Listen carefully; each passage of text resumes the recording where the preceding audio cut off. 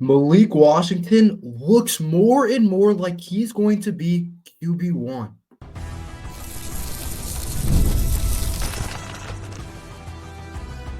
You are Locked On Terps, your daily podcast on the Maryland Terps, part of the Locked On Podcast Network. Your team every day. What's up, everyone? I'm Tre Moore, host of Locked On Terps for the Locked On Podcast Network, your team every day. So thank you guys for making us part of your day. And today's episode is brought to you by Amazon Fire TV Stick 4K. Turn any TV into your Xbox, no console needed. Head to amazon.com/Fire TV Locked On to learn more. Malik Washington looks more and more like he is going to be QB1 for Maryland football. So I don't know if you guys got a chance to watch the spring game for Maryland football, but I've watched it and I watched the highlights back a little bit ago. And I think the QB1 picture is starting to look clearer and clearer for Maryland football. So we know the report came out from Inside Maryland Sports a couple weeks ago that Malik Washington had an edge in the quarterback competition. Jeff Erman said over there Inside Maryland Sports, and that he was edging everybody else out and that he looked like right now the best option, that he was making plays in practice.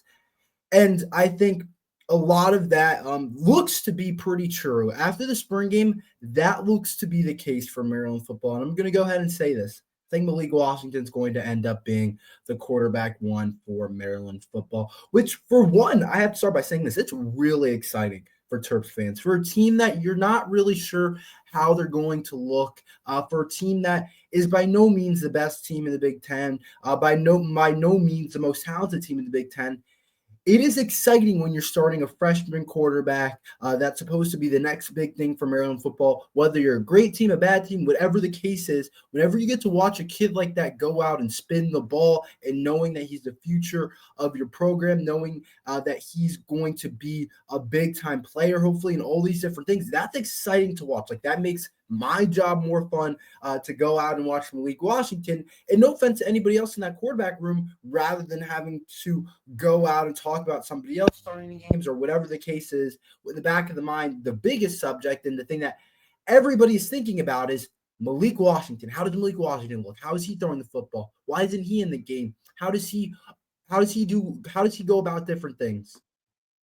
And it's really cool for fans to be able to watch that and see that and have something to look forward to. You look forward to watching a four-star high-level freshman quarterback go out there his freshman year and try and carry a Terps team that we don't really know how they're going to look. So that's exciting. That's a headline. I think that attracts some followers to Maryland football. I think that makes everything a little bit cooler, a little bit fresher for the Terps. But I kind of want to get into the reason why I kind of see it this way and how I kind of have seen things fall out. So obviously we got the report that Malik Washington might have the edge in the quarterback competition, that he's looked the best in practice. And I think the spring game showed us a real tangible thing that we could actually see, that Malik Washington is probably going to end up being the quarterback one. I think he looked like the most talented kid. I've said this. I thought Malik Washington looked like the most talented kid in that spring game in terms of the quarterbacks, in terms of the velocity, in terms of how the ball was coming out of his hands, in terms of the way he moved, in terms of his size, in terms of how we know his talent is. He's the most talented player in that quarterback room. And I think we knew that going in, but we got a real tangible video evidence of him being the best guy in that room. And he did it against the first team defense, which is important for Maryland. By no means do I think our defense is the top unit in the country or in the Big Ten or anything like that. But there's a difference between in doing it against the first team defense and doing it against the backup defense or doing it against the second team defense. He was going against a lot of starters. He was going against a lot of guys that are going to play a lot of football for us on Saturdays. And we saw a poised Malik Washington that made throw after throw consistently, and he looked like he had a pretty good grasp of what he was doing out there. Like, he had a pretty good grasp of the offense. He looked calm, he looked cool, he looked collected, all those different things all those words that you want to describe Malik Washington, what I said I was going to be looking at going into the game is exactly kind of what Malik Washington did and exactly what Malik Washington showed. I thought he showed a guy that had poise. I thought he had confidence, and he kind of just slung the ball. And he definitely, to me, the ball coming out of his hands looked a little different from not only the quarterbacks that we have in our current room, but really any quarterback that I've seen Maryland have over the last 10 years. Even Talia, I thought Talia threw the ball with a lot of accuracy, but it didn't come out with the same velocity, and it can't come out with the same oomph, the same talent, where you're like, some of these, the way it's coming out of Malik Washington's hands, and this is way in the future, that's a guy that might play on Sundays. So I think we haven't seen a guy have this type of talent. And the thing was, I knew he had the talent, but he looked confident out there. He looked like he knew where to go with the football. He hit in some tight windows. He made the right throw after the right throw. And I think that was important when watching the spring game and saying, Malik Washington, with his pedigree, what we know what he's done, him coming in as a 4-star recruit, 6'4", can move so we can get the run game going as well, the quarterback run game. I feel pretty confident in saying that I think Malik's going to end up being the starter for Maryland football. That's just how it looks like. And then also the backup, or Justin Martin, who we thought had a chance to play this year or be the starter. I think a lot of people thought Justin Martin had the opportunity to be able to do that. Didn't look that great. Didn't look that great at all. I didn't think Justin Martin had a great spring game. I thought he kind of looked like the new guy on the block. He definitely didn't play the way he probably wanted to play. So I didn't think he looked great at all. But that's just what happens sometimes. You're not going to have your best day every single time out there. But the fact that Justin Martin was kind of Malik Washington's main competition, I think we saw coming in, he didn't look that great. He didn't do a lot of things that you probably wanted him to be able to do, for him to be able to be that quarterback one. And I think there was a lot of people that were like, okay, we might not want to start, including me, we might not want to start Malik because he might not be ready. He might not be experienced enough. He might not be used to college ball. Whereas Justin Martin's been in that UCLA team for a while. He's used to playing college offense. He's used to the intensity of everyday practice in college. He's used to that rhythm of being a college athlete, where Malik Washington might need time. And then also, we're not sure Maryland's offensive line is going to be awesome. We don't know how they're going to stack up. So it was like maybe Justin Martin should start, but it was kind of the opposite. Malik Washington looked like the guy that was more experienced, the guy that has done it at a higher level, the guy that was just the better player. Like, he's just, quite frankly, the better player on Saturday in the spring game. So it does start to look like Malik Washington is going to be the guy, especially when the main competition in Justin Martin doesn't look good in the spring game, doesn't look good with the Maryland offense. So you just start to feel not confident about Justin Martin potentially starting for Maryland football or having the edge over Malik Washington. I said it, if it's even, you got to play Malik, because you don't want to mess around with the transfer portal. You don't want to mess around with guys leaving. That happens. Malik Washington only plays 50% of the year because we start Justin Martin the first 8 games and Malik only gets the last 8.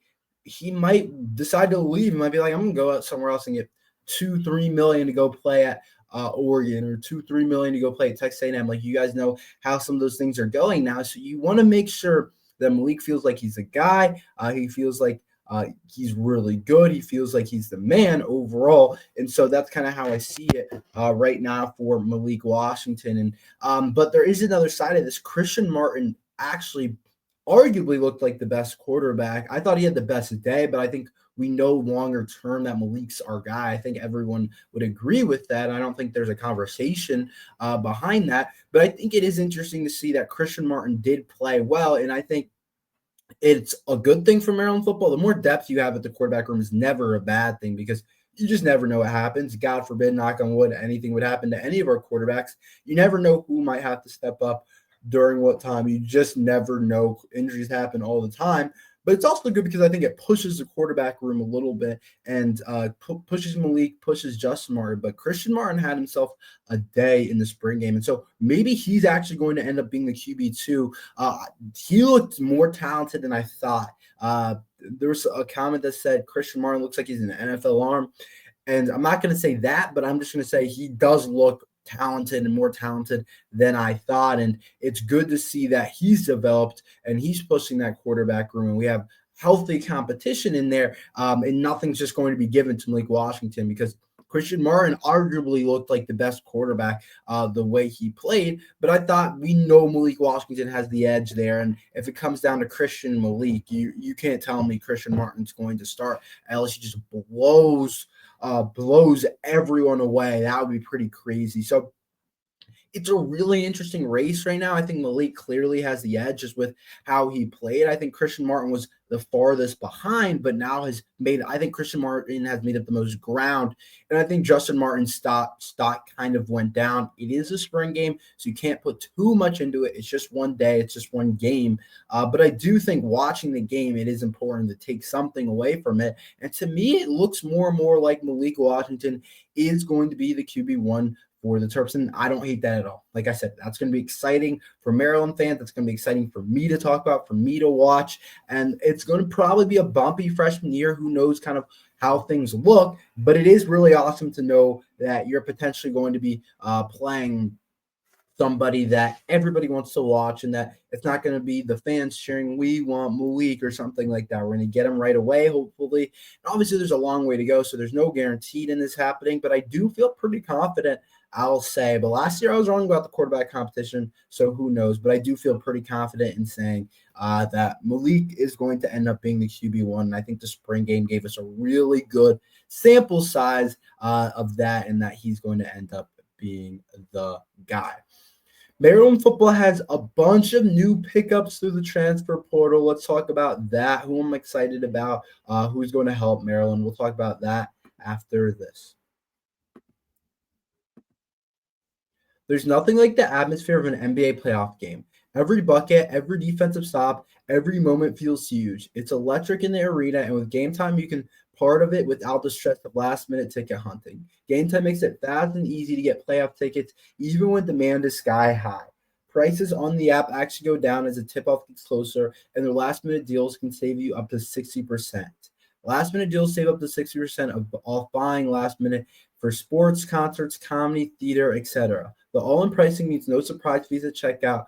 What you see is what you pay. Take the guesswork out of buying tickets with Gametime. Download the Gametime app, create an account, and use code LOCKEDONCollege for $20 off your first purchase. Terms apply. Again, create an account and redeem code LOCKEDONCollege for $20 off. Download the Gametime app today. Last-minute tickets, lowest price guaranteed.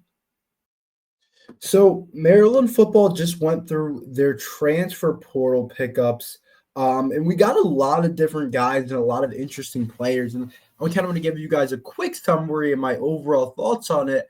I thought we did a solid job of addressing kind of needs, especially on the defensive side of things, on the defensive line. I thought we did a good job of kind of getting more big bodies, which I thought was important.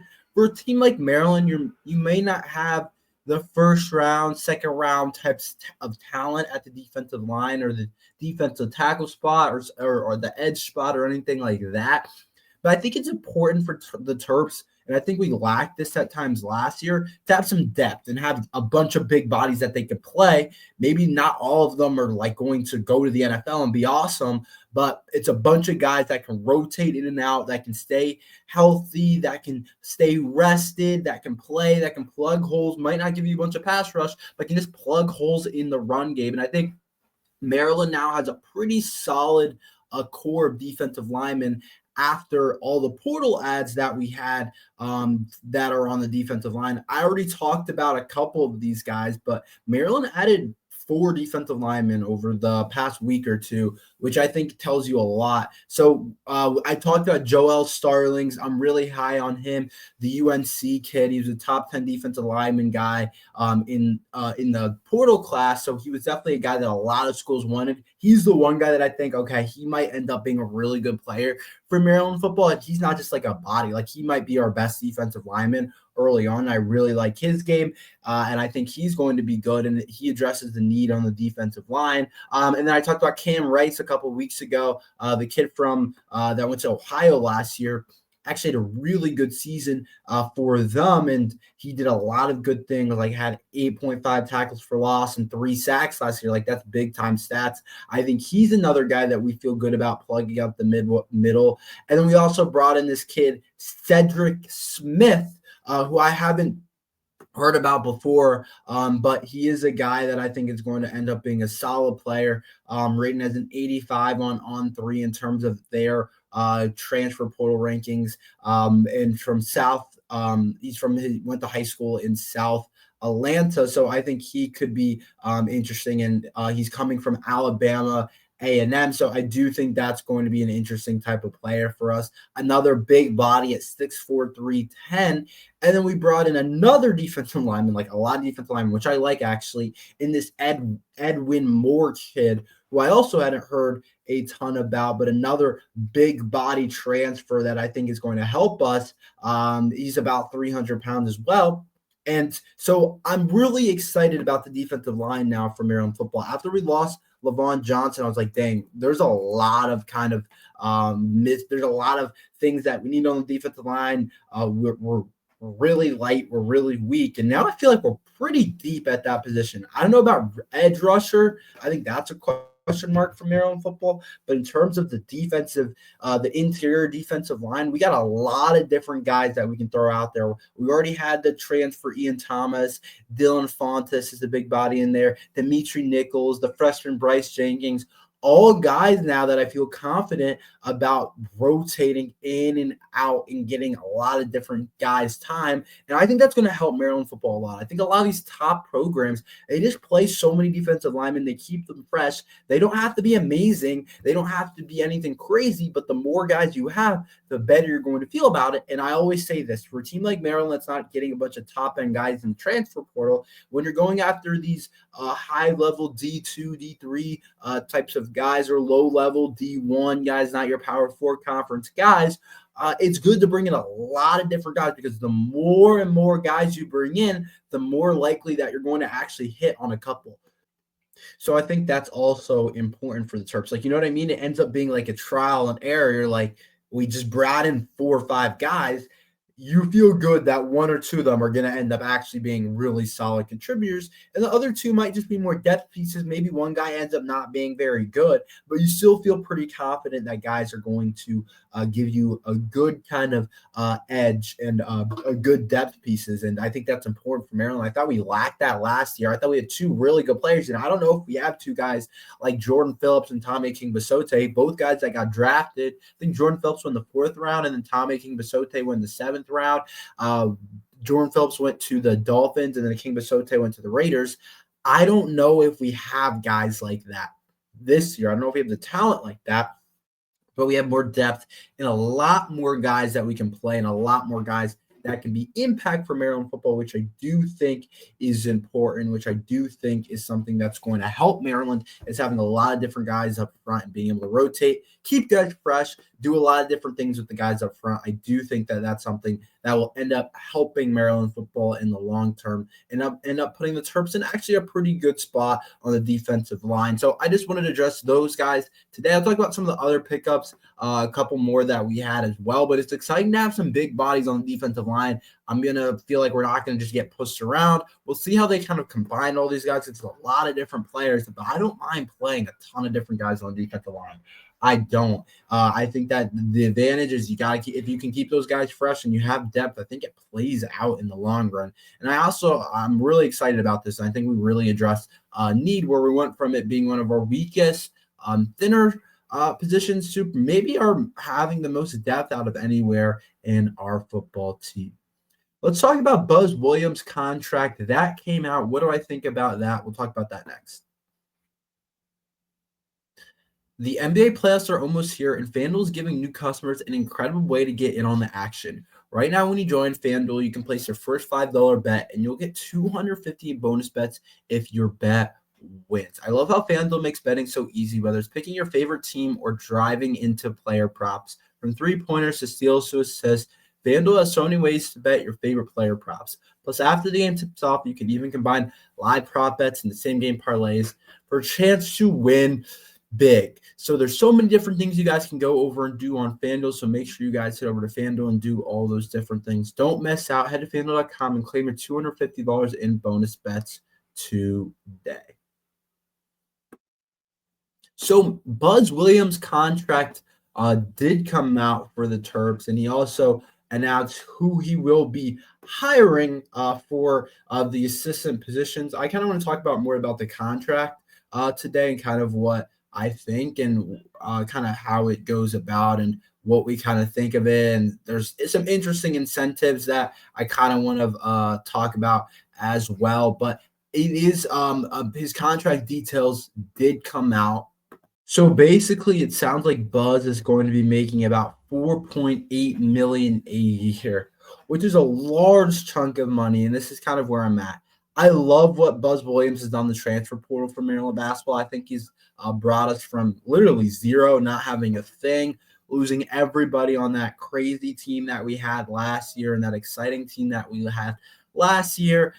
He's brought that into a team that looks pretty solid. I don't know exactly where the team stands. There's a lot of question marks still at how things are going to end up actually playing out on the team, how things are actually going to look on the team, who's going to step up, who's going to play what. Like, we don't really know what's going to happen with this Maryland team. But I do think that Buzz Williams has put us in a pretty good position in year one to succeed and do some good things in the Big Ten. Brought in a lot of his transfers from Texas A&M. We know what he did at Texas A&M. We know he has had a pretty good track record. We know he's more of a track record than Kevin Willard. And I think it's important to note that I think that this contract is deserved for Buzz Williams. $4.8 million is a lot of money, I'll tell you that. But he does, I think if he does the right job, if he does the way that I think he can do, then that might end up being a good deal for Maryland if he can actually coach the way that we think he can coach and end up going out and fulfilling kind of what we need Buzz Williams to do. I think it's worth it if we're a consistent tournament team basically every single year. I think if he's recruiting at the high enough level, I want to see if he can recruit the DMV. I think that's going to be really important, but there is incentives with the contract. So I think a lot of these are actually really interesting. So if he wins the Big Ten regular season, he gets $100K. If it's a tie, he gets $75K. If he wins the conference tournament championship, so that's the actual tournament championship, he gets an additional $75K. If we make it to the tournament, he gets a $25K bonus. If we make it to the round of 32, he gets another $25K. If we make it to the Sweet 16, he gets $150K. If we make it to the Elite 8, he gets $150K. If we make it to the Final Four, he gets $250K. National Championship appearance, $350K. National Champion, $600K. Big Ten Coach of the Year, $50K bonus. National Coach of the Year, $50K bonus. So there's a lot of different things that could happen in ways for Buzz Williams to make more money. And I don't think I realized how much of these kind of incentives these coaches actually have at the college level. I know you always hear about the NFL guys, like them having incentives, like it'll be like in the last week of the season, like DeAndre Hopkins caught another touchdown to get his $1 million incentives on 10 touchdowns in the season, or it'd be something like that. I don't think I realized, but this is definitely a thing for coaches, how much they can get for incentives. I don't think I realized for college sports, because I haven't really broken down like new coach stuff very much in my time covering Maryland sports and college sports in general. So I didn't really realize that, but it does make sense. So he can make a lot of money. He's already making a lot at the 4.8 per year, but we'll see how much more he can make by leading this Maryland team. That's all we have for today. Thank you guys for listening to Locked on Terps. Make sure you guys like and subscribe. We're here every day talking Maryland football, basketball. So thank you guys for listening to Locked on Terps.